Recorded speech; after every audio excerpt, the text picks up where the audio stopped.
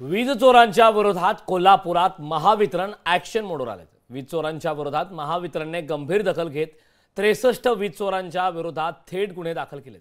त्यामुळे कोल्हापूर आणि सांगलीत वीज चोरांचे धाबे हे चांगलेच जणांले। पाहूयात या संदर्भातला एक स्पेशल रिपोर्ट।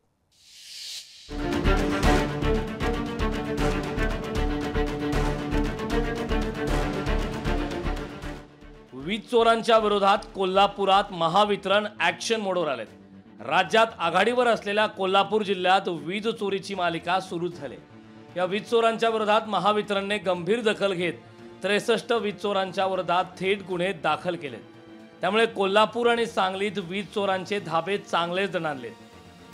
कोल्हापूरसह सांगली जिल्ह्यात वीज चोरीची मालिका। कोल्हापुरातील दरवर्षी वीज चोरीचा वाढता आलेख। वीज चोरी महावितरणच्या दृष्टीने गंभीर बाब। वीज चोरांच्या विरोधात महावितरणचं कठोर पाऊल। राज्यात बीड धाराशिव जिल्ह्यांचा वीज चोरीत वरचा क्रमांक आहे, तर राज्यात वीज गळती रोखणे आणि महसूल वसुलीत कोल्हापूर जिल्हा अव्वल आहे। मात्र गेल्या काही वर्षात कोल्हापूर आणि सांगली जिल्ह्यात ही वीज चोरीची मालिका सुरू असल्याचं पाहायला मिळते। गेले 3 वर्षात तर कोल्हापूर जिल्ह्यात वीज चोरीचा आलेख वाढत असून जिल्ह्यातील वीज चोरीची मालिका महावितरणच्या दृष्टीने गंभीर बाब आहे। त्यामुळे महावितरण थेट वीज चोरांच्या विरोधात ॲक्शन घेत गुन्हे दाखल करण्याची प्रक्रिया सुरू केली। ग्राहकांना माझं आव्हान राहील की कुठल्याही प्रकारे अनधिकृत वापर होणार नाही याची खबरदारी घ्यावी आणि वीज चोरी करू नये।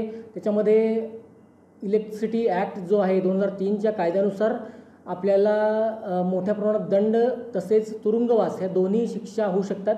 त्यामुळे वीज चोरी टाळावी। ग्राहकांनी वीज चोरी करू नये असं आवाहन करत कठोर कारवाईची भूमिका महावितरणने घेतली।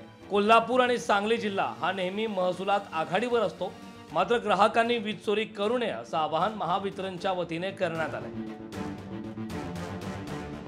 सतेज औंधकर, लोकशाही मराठी, कोल्हापूर। लोकशाही मराठी, ऐका, पहा, जागरूक रहा।